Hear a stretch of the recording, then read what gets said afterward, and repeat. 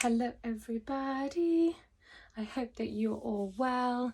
Happy New Year. I hope that yours has started well and that you're pumped for what is possible for you this year.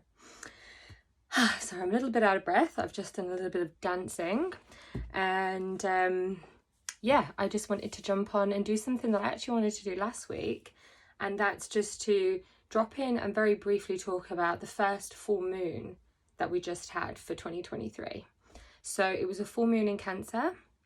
This sign it's represented by the crab, right? So it's this hard exterior energy, but with this soft underbelly. So it's when we almost come across very tough, or we approach things in a very tough manner, or we use our willpower, however you want to use it. It's this driving, strong, directive energy, but it's also very much fueled by emotion and by our connection to family, relationships, our relationship to ourselves, our partners, however that may look for you. And with us coming into a new year, a very common thing that we do is we make New Year's resolutions and we make promises to ourselves of things that we want to do for the year ahead, and things that we didn't perhaps end up getting round to, or things that we didn't stick to in 2022, the previous year. So, catch my breath. Okay, so we're going to talk about the Chariot card. Now, anyone who follows me, then you know that I'm quite into my tarot, and yeah, there's an astrological connection through the symbology and many other factors and layers to tarot cards.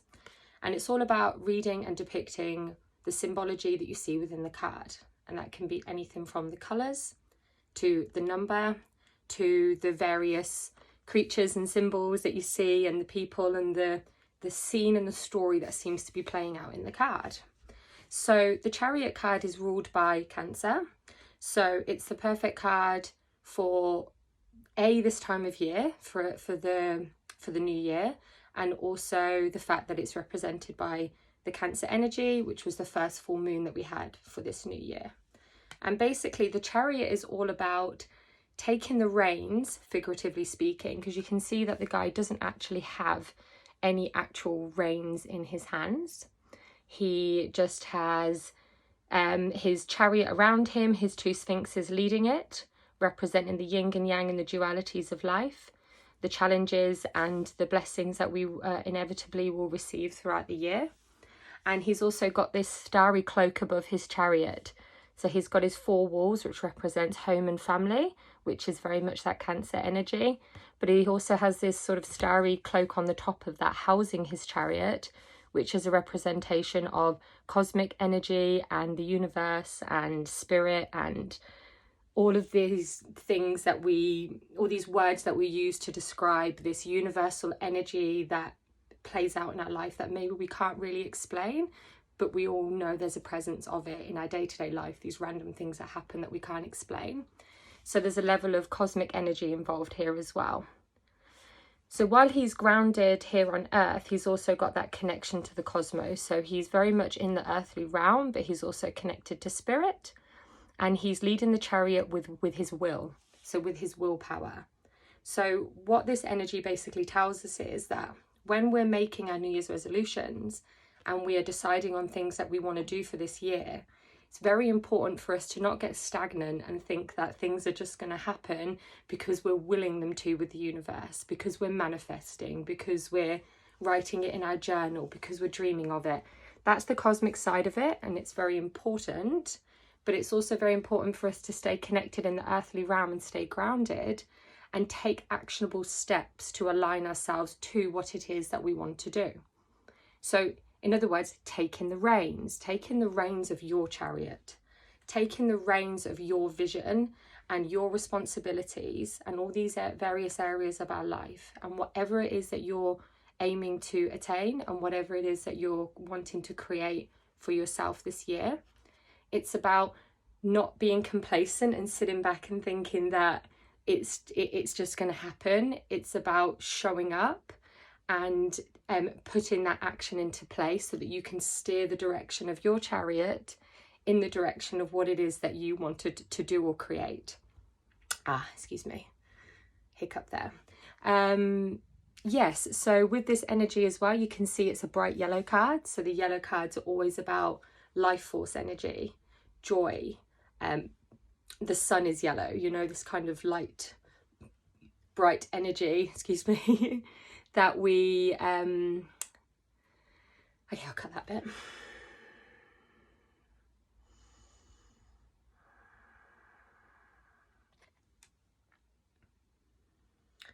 Yeah, so this yellow colour as well that you see in the card, this is another energy that comes through in the Chariot, and yellow being the colour of illumination, of life force energy, of joy, of that, what's that word, that driving energy that compels us to move forward and to put momentum and drive into the things that we're doing. So what I ask of you as well is, if whatever it is that you're wanting to work on, you know it's going to take energy, so take care to nourish your life force energy. So check in with yourself and see, what am I eating? Am I fueling my body in a way that my body is then going to work for me rather than against me? Am I showing up for the things that are going to nourish my mind? Am I taking care, exercise? Am I doing my mindfulness practices? Am I making sure that I'm not on my phone or watching movies or the TV right before I go to bed and then straight away on my phone again in the morning? Because these are life force zappers, as I call them. They're just going to drain your energy. So it's about checking in with your day-to-day habits and routines and seeing where you can change things and let things fall away so that you have better a more abundance of life force energy to use to direct your chariot, to direct yourself in the direction, to steer yourself in the direction of where it is that you want to go and what you want to achieve. We can't create the things that we want if we are not taking care of our vessel, if we're not taking care of our life force energy, if we're not taking care of our mindset and our mental health. So this card also asks you not just to charge in a direction and make an actionable plan and be very masculine about it, but also go inwards and tap into your feminine energy as well. Whether you're a man or a woman, we both have these energies within us that need to be nourished and harnessed and weaved together in balance. So it's about checking in and saying, maybe I can read before bed. Maybe I can just lay with myself and just breathe for 10 minutes. Turn off all the devices and all the lights. Have an alarm on your phone to remind you to turn it off an hour or so before bed. Write a list at the beginning of the week of the healthy food you're going to buy and get excited and inspired about how good it's going to feel when you have those nourishing meals and when you showed up for what you said you were going to do, and how good it feels to be like, I'm nourishing me and my body and I love myself. I love showing up for myself. I get to take care of this body that takes care of me and this body that carries me through life. Reframing the narrative around these things that we do so we don't feel so blocked in the things that we want to do. Because instead of being like, oh, I've got to go to the gym, oh, I've got to eat that, I've got to prep that food, of this and this. Change your mindset and be solution focused and driven by that energy, that life force energy that makes you feel good about yourself because you're showing up for yourself. So with that being said, I'm just going to add one more note to that. So with the numbers that I mentioned earlier, the cards in the tarot are numerologically linked. So the card that's linked to the Chariot is this number 7. So the card that it's linked to is number 16, because if you add 1 and 6 together, you get 7. So it's linked to the Tower card, and this card can look like pretty gnarly and intense and scary. And basically what this card for me and this scenario depicts is, when in conjunction with the Chariot, is what do you need to let fall away?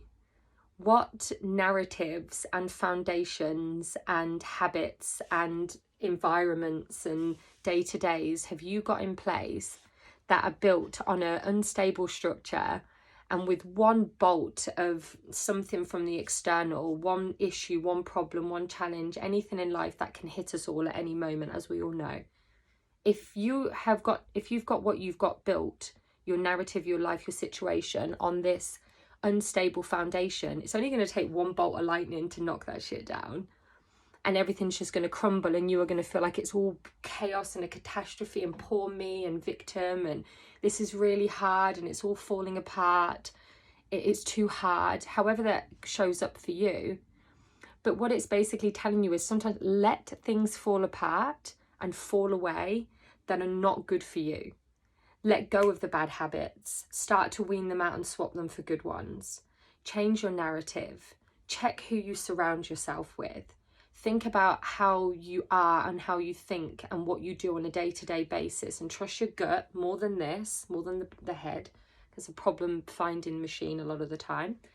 And start to decide what you want to let fall away, so that you can have a foundation to build something more stable, something that's going to withstand the external things that are going to get thrown at us that we cannot avoid.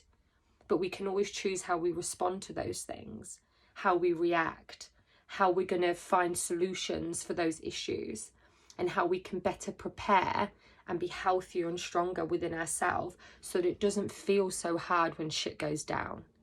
So how can we build that inner resilience through our day-to-day habits with our body, mind and soul? So I'm going to leave it on that note. I hope that whatever you've decided to do for this new year, that you can find a way to make it work for you, that you can align yourself on a day-to-day to these things that are important to you. And in the next few weeks, I'm going to be launching my first mentor packages, which you will have the option to use the cards or not, depending on what feels right for you. But I will be here as a guide to help you figure out all these different areas and to find a way to have the structure of the masculine, but how to infuse that feminine and allow for more flow in the process. And I will help teach you practices that will resonate for you to get you in the direction that you want to go. So keep an eye on my page for those. I've just signed my first client actually, which is somebody I already knew from New Zealand. So we're working together and we're going to refine this, and I'm so excited to bring it to you. And yeah, I'm going to send you all so much love, and I will check back in soon.